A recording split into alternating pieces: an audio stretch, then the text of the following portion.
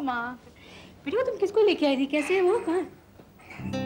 अरे माथुर साहब आप यहाँ? डॉक्टर गोयल, इसका मतलब है ये घर आपका है और वंदना आपकी बिटिया है? अरे वाह, वंदना जैसी नेक बच्ची तो आप जैसी गुणवान माँ की ही संतान हो सकती है। इसका मतलब है आप एक दूसरे को जानते हैं? अरे परली तू भी तो जानती है, कितनी बार तो बताया इनके बारे में। हाँ माथुर साहब, आप कैसा महसूस कर रहे हैं? आप अब तो बेहतर है। आप बहुत भाग्यशाली हैं डॉक्टर गोयल, जो आपको वंदना जैसी बिटिया मिली। इतनी तारीफ मत कीजिए इसकी, वरना बाद में मुझे ही परेशान करेगी।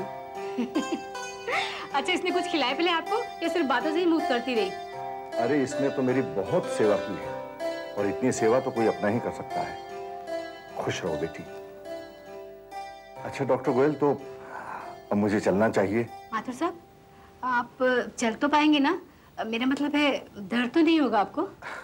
मामूली सी खरोचे हैं, इतना दर्द तो आदमी बर्दाश्त कर सकता है। और जब वंदना जैसी नर्स साथ हो तो दर्द महसूस ही नहीं होगा। तो फिर ले जाइए ना इसे, इसकी शादी के झंझट से भी बच जाएंगे। क्या माँ, मैं झंझट हूँ आपके लिए? नाराज हो गई बिटिया, कैसी बात कर रही हैं आप?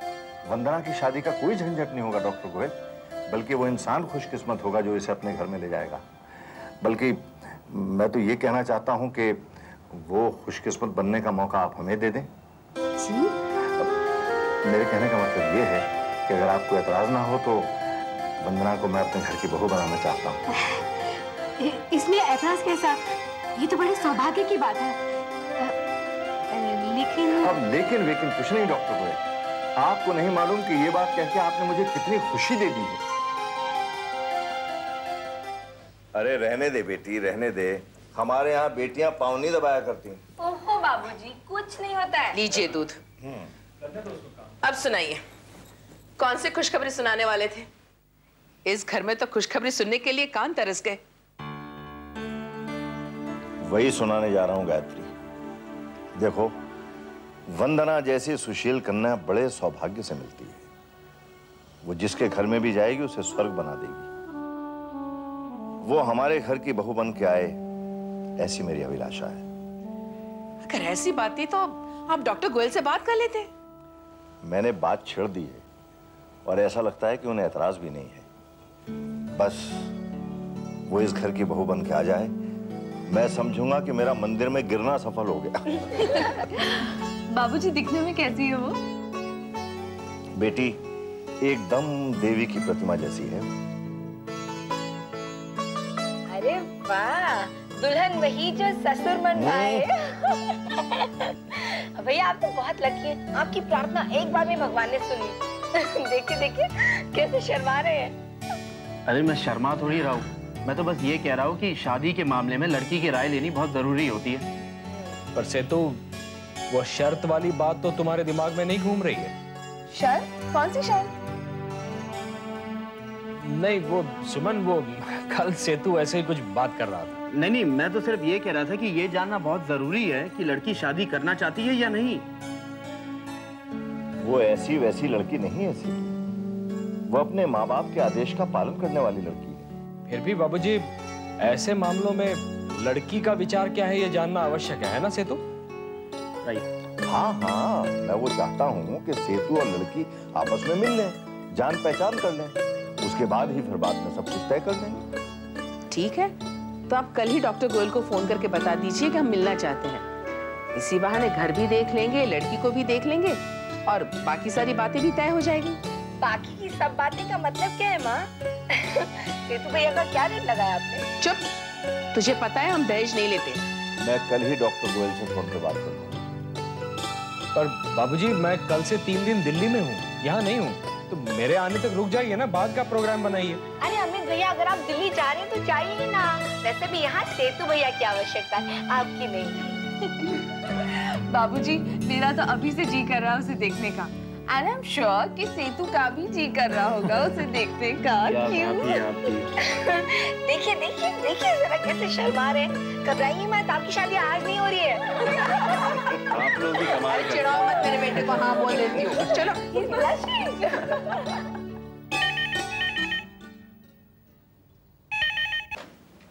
हेलो हेलो डॉक्टर गोयल, मैं माथुर बोल रहा हूँ। कैसी हैं आप? मैं तो ठीक हूँ, आप बताइए आपकी तबीयत कैसी है अब? बस आपकी कृपा से बिल्कुल ठीक हूँ। दरअसल मैं आप लोगों का ये एहसान जिंदगी भर नहीं भूल पाऊंगा। ये तो मेरा फर्ज है, ये कह के आप मुझे शर्मिंदा कर रहे हैं। नहीं नहीं डॉक्टर गोयल, इसमें शर्मिंदा करने जैसी तो कोई बात नहीं है। दरअसल मेरे परिवार के सभी सदस्य, गायत्री, सुमन, अमित, सेतु, मीता, सभी आपका तहे दिल से शुक्रिया अदा करना चाहते हैं, खास तौर पर बिटिया वंदना का। दरअसल मैं मिस्टर गोयल से बात करना चाहता था। आ गए हैं? हाँ वो तो आ गए हैं, लेकिन देखिए डॉक्टर गोयल, अगर आप कहें तो कल हम सभी लोग आपके घर आ जाएं। You are most welcome Mathur साहब। लेकिन अगर आप वंदना की शादी के बारे में बात करना चाहते हैं तो मैं आपसे कुछ कहना चाहती हूँ। हाँ हाँ कहिए, जरूर कहिए। माथुर साहब, मैंने इनसे बात की थी, इन्हें भी कोई ऐतराज नहीं है, लेकिन जैसा ये भी चाहते हैं और मैं भी आपको बताना अपना ये फर्ज समझती हूँ, ये बात किसी को भी मालूम नहीं है, यहाँ तक कि वंदना को भी मालूम नहीं है। लेकिन ये शादी का मामला है, इसलिए मैं आपसे कुछ भी छिपाना नहीं चाहती। माथुर साहब, वंदना हमारी बेटी नहीं है। क्या? उसे हमने 20 साल पहले गोद लिया था। क्या कह रहे हैं आप? किसी भी अनाथ बच्चे को उठाकर घर में ले आएंगे और उसे अपना नाम दे देंगे? धर्म, समाज, जाति जाने बिना उसे इस घर का वारिस बनाएंगे? कैसी दकियानूसी बातें कर रही हो तुम गायत्री? जब बच्चा जन्म लेता है, जाति धर्म उसके माथे पर नहीं लिखा होता। हम हर एक को जाति और धर्म में बांटते हैं कि उस बच्चे को हम लोग अपना धर्म देंगे। आपका दिमाग फिर गया है। कान खोलकर सुन लीजिए, मेरे जीते जी कोई अनाथ बच्चा इस घर में नहीं आएगा और इस घर का वारिस नहीं बनेगा वो। डॉक्टर गोयल, ये बात बताकर तो आप लोग मेरी नजरों में और भी ऊंचे उठ गए हैं।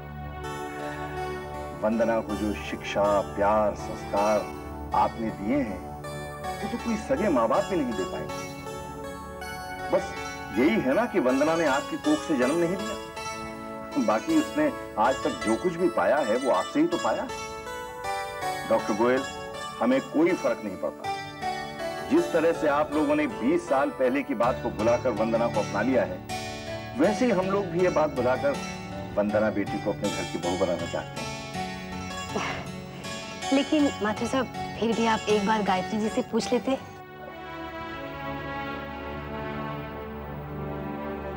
देखिए, गायत्री को कोई एतराज नहीं होगा।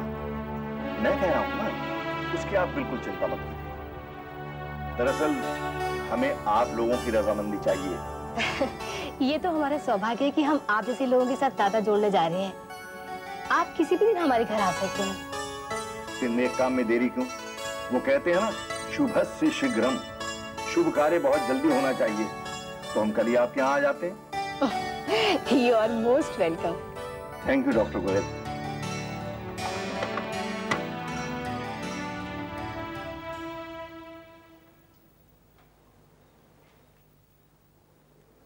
पापा, फिर पकड़ लिया? आप तो कभी मुझे बना ही नहीं सकते पापा। आपको तो मैं बन आंखों से भी पहचान सकती हूँ। अरे भाई, तुम जैसी समझदार बच्ची होनी ही नहीं चाहिए, सब गड़बड़ हो जाता है। अच्छा, वैसे आज बड़ी सजावट चल रही है, क्यों भाई, कोई खास मेहमान आने वाला है? पापा प्लीज ऐसे मत बोलिए आप, मुझे वैसे भी बहुत डर लग रहा है। डर लग रहा है? क्यों भाई, वो लड़का क्या काटता है या फिर उसके लंबे लंबे सींग हैं? पापा प्लीज, आपको मजाक सूझ रहा है? अगर आप मेरी जगह होते ना तो शायद जानते। अरे बेटा, मैं एक दिन आप ही की जगह था, इसीलिए मैं आज तक डर रहा हूँ। हाँ। अरे ये कहिए कि हंस रहा हूँ। ये जब हंसते हंसाते रहते ना, वो सब मेरी वजह से है। अरे ये भी बात सही है भाई, तुम्हारे जैसा चेहरा देखने और हंसने को कहाँ मिलता है। पापा यू सो मीन। बेटे, I love you both a lot. तो फिर आप मुझे दूर क्यों भेज रहे हैं? सच बोलो तो मन तो मेरा भी नहीं चाहता। तो ठीक है, आप उनको मना कर दीजिए, नो शादी। एग्रीड, नो शादी। हमारी बेटी हमारे साथ रहेगी और नहीं शादी करेगी। हाँ। That's like a good girl. बिगाड़िए बिगाड़िए। अरे सुबह से मेरे पीछे लगी हुई है कि शादी नहीं करूंगी। भला ऐसा भी कभी होता है? अरे लड़की को तो एक न एक दिन अपने घर जाना ही पड़ता है। हाँ बेटी, ये बात भी सही है। बस बेटी, एक यही बात तुम्हारे साथ जुड़ी है जिस पर मेरा भी कोई बस नहीं। पर पापा, मैं आप दोनों को छोड़कर जाना ही नहीं चाहती। मैं हमेशा आप ही के पास रहना चाहती हूँ पापा। बेटे, आप हमेशा हमारे साथ रहेंगे और आपके बिना हम कैसे रह पाएंगे?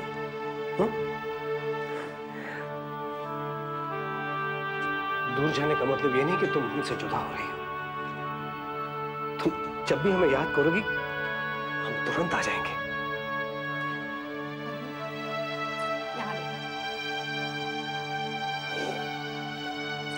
पागल, तू ऐसे क्यों सोच रही है? जिस घर में जा रही है ना, वहाँ हमारे जैसे ही माँ बाप हैं जो तुझे हमसे भी ज्यादा प्यार करेंगे। और आप ये सब क्या लेकर बैठ गए हैं? जैसे कल ही वालों की शादी हो रही है और कल ही हम उसे विदा कर रहे हैं। ओह यस, अरे भाई अभी तो लड़का देखना है, हमें पसंद करना है।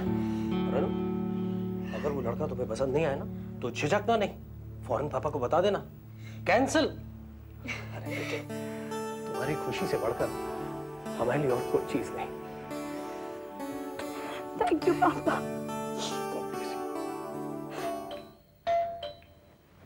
लगता है वो लोग आ गए। ओह माथुर साहब, आइए आइए आइए गायत्री जी। हाँ बेटा। नमस्कार। ये माथुर साहब, उनकी पत्नी गायत्री जी और उनकी प्यारी सी बेटी नीतू, और ये है सुधीर और मेरे पति सुधीर। आप लोगों से मिलकर सचमुच बहुत खुशी हो रही है। सीमा जी के मुंह से अक्सर आप लोगों के बारे में सुना करता था, बहुत तारीफ करती हैं आप। ये हमारे सौभाग्य के आपके दर्शन। आइए आइए आइए। माधव साहब इधर बैठिए। जी। आइए इधर। अभी जी आप। दरअसल बात ये है सुधीर साहब कि तारीफ के काबिल तो हमने कोई काम नहीं किया, बल्कि हमने तो आपकी धर्मपत्नी को बार बार कष्ट ही दिया। वैसे अगर आप लोग हमें तारीफ के काबिल समझते हैं तो आप लोगों का बड़प्पन। वैसे सही मायनों में तारीफ के काबिल आप लोग हैं, आपका परिवार है। मैं आपको सच बताऊं, जब से मैं आपके घर से गया हूं, आपके घर के गुण, आपके घर की अच्छाइयां हमेशा मेरी आंखों के सामने आती रहती हैं। एक सुख समृद्धि परिवार की मिसाल मैं आपके घर से दे सकता हूं। माधुर साहब, पता नहीं आपने ऐसा क्या देख लिया यहाँ पर। हम लोग तो एक सीधी सादी सरल जिंदगी गुजार रहे हैं। लोगों की तरह हम भी लड़ते झगड़ते हैं, नाराज भी होते हैं। हाँ, वो बात अलग है कि आपस में प्यार बहुत है तो ज्यादा देर नाराज नहीं रह सकते। लेकिन सुधीर साहब, आज के जमाने में सरल और सीधी सादी जिंदगी गुजारना तो और भी मुश्किल है। हाँ, ये भी बात सही है। रुकावट के लिए खेद है। आप भूल रहे हैं कि यहाँ और लोग भी मौजूद हैं जिन्हें भूख प्यास भी लगती है। गायत्री जी, क्या लेंगी आप? तकल्लुफ की कोई जरूरत नहीं, हम लोग चलते वक्त चाय पीकर निकले। तो कोई बात नहीं, ठंडा पी लीजिए। देखिए भाई, मेरी बात सुन लीजिए। हम लोग जो कुछ भी खाएंगे पिएंगे वो केवल बिटिया वंदना के हाथों से। उन्हें बुलाइए, कहाँ है वो? जरूर, अभी बुलाती हूँ। आपको एतराज ना हो तो मैं भी चलूं साथ में? हाँ हाँ, क्यों नहीं, आइए। मैं क्यों इनकी बातें सुनकर बोर हूँ। मन्नू, बेटे, सुना है तुमने लॉ कंप्लीट किया? जी सर। अब आगे क्या करने का इरादा है? सर, अभी रिसेंटली मैंने एक सीनियर एडवोकेट को ज्वाइन किया है एज एन असिस्टेंट। अब 1-1.5 साल में कोर्ट के सारे प्रोसीजर सीख जाऊंगा, उसके बाद I'll go independent। Oh, that's very good। भाई, बिना सपोर्ट के अपनी मेहनत से अपने पाँव पे खड़ा होना, ये तो बड़ी अच्छी बात है। Thank you. माधव साहब, ये क्रेडिट आपको जाता है। भाई सुधीर साहब, हमने तो उतना ही किया जितना माँ बाप को अपने बच्चों के प्रति फर्ज होता है। बाकी असली मेहनत तो बच्चों को करनी पड़ती है। डॉक्टर गोयल, आपने कभी बताया नहीं इतनी प्यारी और अच्छी बेटी आपकी। बस कभी मौका ही नहीं मिला। अच्छा वरना पढ़ाई लिखाई के अलावा और किसी चीज में रुचि है तुम्हारी? संगीत मेरी पहली रुचि है।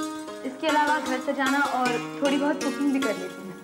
और सहेलियों के साथ सारे दिन गप्पे मारना, वो भी तो तुम्हारी हॉबी है, वो भी तो बताओ। मम्मी, हाँ भी। आप दोनों काम पर चले जाते हैं, अकेली बोर हो जाती होगी। अच्छा वरना तुम्हारे कोई बड़े एम्बिशंस तो नहीं है ना? मतलब बड़ा बनना, कुछ कर दिखाना वगैरह? जी, एम्बिशन कह लीजिए या इच्छा, लेकिन सोशियोलॉजी और लॉ के बाद मैं सोशल वर्क करना चाहती हूँ और संगीत में सदा सीखना चाहती हूँ। और घर गृहस्थी? जी, वो तो हर लड़की को करना चाहिए। कितने नेक विचार है तुम्हारे। चलो भाई, अब कुछ खाने पीने का भी विचार कर लिया जाए। अंकल जी, जब से मैंने अपने दोस्त और उसके फियांसी को बातचीत करते हुए सुना है, तब से मैं शादी के नाम से बहुत घबराने लग गया हूँ। एक छोटा सा किस्सा सुनाता हूँ, इट्स वेरी फनी। एक बार मेरे दोस्त ने अपने फियांसी से कहा, देखो मेरी जान, मैं 5,000 रुपए कमाता हूँ, क्या तुम 5,000 में गुजारा कर पाओगी? तो बड़े प्यार से शर्मा के कहने लगी, जी 5,000 रुपए मेरे लिए तो काफी है, तुम अपनी सोचो। That's a good बात। भाई सीमा, सुना तुमने? कमाल का सेंस ऑफ ह्यूमर है इस लड़के का, बहुत हंसाया। वाकई? भाई ये लड़का तो मेरे घर के लिए बिल्कुल फिट है। बैठिए। बैठो ना सुमित। नहीं, मैं कुर्सी ले आता हूँ।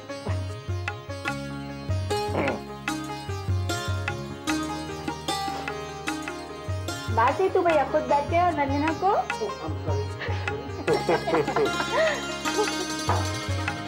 हाँ, देखा बाबूजी, अभी से ही मस्का पॉलिश शुरू हो गया। क्यों ना करे?